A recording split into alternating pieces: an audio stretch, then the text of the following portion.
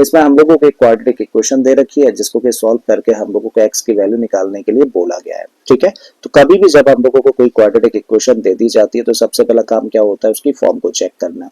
तो चेक करो कि भाई जो क्वाड्रेटिक इक्वेशन हम लोगों को दे रखी है इसकी form ax² plus bx plus c equal to 0 जैसी फॉर्म में है क्या। तो चेक करते हैं भाई, यहाँ पर देखें तो कितने टर्म्स हैं, 3 टर्म्स हैं। पहला टर्म ये है क्वाड्रेटिक टर्म है, दूसरा टर्म ये है लीनियर टर्म है और तीसरा टर्म ये है कांस्टेंट टर्म है। मतलब exactly ax² plus bx plus c equal to 0 जैसी फॉर्म। ठीक है, और अब हम लोग एक चीज नोटिस कर रहे हैं, क्या बड़ा इंपॉर्टेंट पॉइंट है, बड़े ध्यान से समझना। हम लोग नोटिस कर रहे हैं कि भाई जो मिडिल टर्म है उस मिडिल टर्म के अंदर ब्रैकेट के अंदर हम लोगों को 2 टर्म्स देखने को मिल रहे हैं। तो कभी भी जब ऐसा होता है ना कि किसी भी क्वाड्रेटिक इक्वेशन के मिडिल टर्म में 2 टर्म्स खुद देखने को मिल जाए, तो ये समझ लो कि ऐसा क्वेश्चन अगर दे रखा है तो आपको जो एफर्ट्स, जो मेहनत करनी होती थी ना, जो सर खपाना होता था मिडिल टर्म को स्प्लिट करने में, वो चीज भी नहीं करनी है। मतलब क्वेश्चन बड़ा आसान दे रखा है, ऑलरेडी आधा काम तो आपका करके दिया हुआ है मिडिल टर्म को स्प्लिट करने वाला। ठीक है, तो ऐसे केस में हम लोग क्या करते हैं, बस ब्रैकेट ओपन कर देते हैं। लेकिन एक और बड़ा इंपॉर्टेंट पॉइंट है, बड़े ध्यान से समझना भाई, यहाँ पे जो मिडिल टर्म के अंदर 2 टर्म्स देखने को मिल रहे हैं वो एक दूसरे के रेसिप्रोकल है। रेसिप्रोकल क्या मतलब है, एक दूसरे के उल्टे हैं। यहाँ पे a ऊपर है, यहाँ पे a नीचे है, और अपॉन में a प्लस बी है, यहाँ a प्लस बी ऊपर है। तो ये दोनों टर्म्स एक दूसरे के रेसिप्रोकल है और लास्ट में क्या दिख रहा है, 1 दिख रहा है। तो कभी भी ऐसा होना है कि भाई किसी क्वाड्रेटिक इक्वेशन के मिडिल टर्म के अंदर 2 टर्म्स हो और दोनों टर्म्स एक दूसरे के रेसिप्रोकल हो और कांस्टेंट टर्म 1 हो।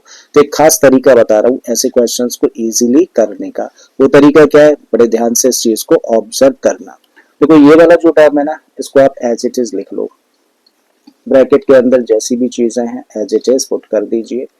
तो आपने रखा है a प्लस बी, प्लस का a प्लस बी अपॉन में a और इनटू में x है।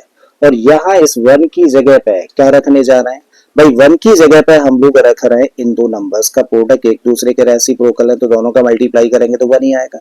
तो 1 को रिप्लेस कर रहे हैं किससे, a upon a plus B into में a plus B upon a और इक्वल में 0। देखो एक दूसरे के रेसिप्रोकल होने की वजह से a प्लस बी से a प्लस बी कट जाएगा, a से a कट जाएगा तो फाइनली 1 ही आएगा।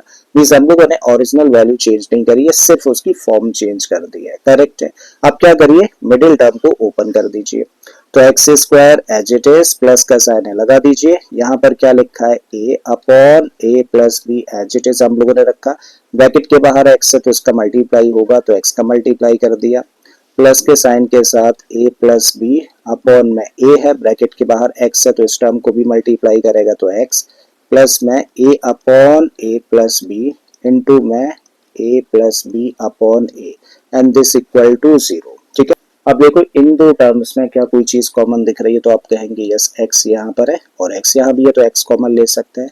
x कॉमन ले लिया तो यहाँ से मिलेगा x, प्लस का साइन रख दीजिए, x तो बाहर चला गया तो यहाँ से क्या बचा, a upon a plus B, bracket close. अब इन 2 टर्म्स में हम लोग देखें क्या कोई चीज कॉमन है, तो आप कहेंगे yes a plus B upon a यहाँ भी है और a plus B upon a यहाँ भी है। तो क्या कॉमन आ गया, a plus B upon a। और जब इसको कॉमन लिया तो इस टर्म में से तो मिला x, प्लस का साइन रखिए, ये तो बाहर चला गया फैक्टर, तो यहाँ पे क्या बचेगा, तब यहाँ पे बचेगा a upon a plus B, bracket close and this equal to 0। फिर से देखें तो एक टर्म ये है और दूसरा टर्म ये है, और इन दोनों टर्म्स में देखें तो ब्रैकेट यहाँ भी है, सेम ब्रैकेट यहाँ पर है। इसका मतलब कॉमन क्या है, अब कॉमन है x plus a upon a plus B. इसको ब्रैकेट में रखते हैं और जब इसको कॉमन ले लिया तो फर्स्ट टर्म में क्या बचेगा, x बचेगा, प्लस का साइन रखिए, ये तो बाहर चला गया कॉमन लेने में, तो यहाँ पे बचा a plus B upon a and this equal to 0। Now the product of 2 expressions is 0, तो दोनों में से कम एक 0 होगा, या तो ये 0 है या फिर ये 0 के बराबर है। तो आप कह रहे हैं या तो x plus a upon a plus B की वैल्यू 0 के बराबर है, या फिर x plus a upon B upon a की वैल्यू 0 के बराबर है। अब अगर ये 0 के बराबर है तो x चाहिए, तो भैया क्या करो, इसको कर दो ट्रांसपोज। तो इस तरीके से x की वैल्यू कितनी आ जाएगी, देखो इस टर्म को ट्रांसपोज करेंगे तो नेगेटिव हो जाएगा, मतलब माइनस का a upon a plus B and that is the first root, यानी कि ये है x की वैल्यू।